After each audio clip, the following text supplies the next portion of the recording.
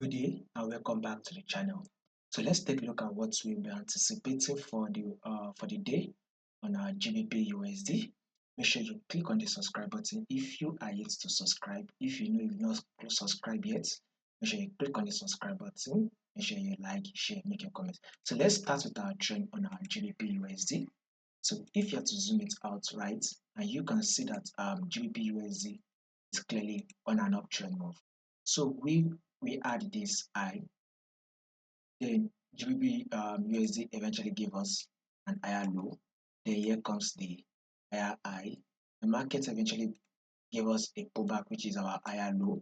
Then it eventually did an higher high, and here comes the higher low. So market eventually pushed up again and gave us another higher high. And here currently our higher low is still playing out. So basically, if our higher low finish playing out, we will be anticipating for another bullish move, which will be an higher high. So basically, this movement will be our prediction for the week, right? So this movement will be our prediction for the week. But for the day, since for day traders, you would be looking for your buy setup around this level here. So this is where you should be looking for your buy setup. Within this level should be a perfect opportunity for the buy setup to play out. So watch out for your buy setup around here. If markets can give you the buy setup, then can hop in for the buy and we will see it push up till it comes to our equal higher or possibly break above it.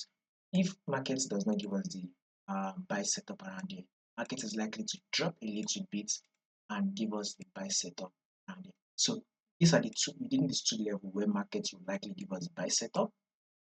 Either we can start getting a buy setup once the market opens.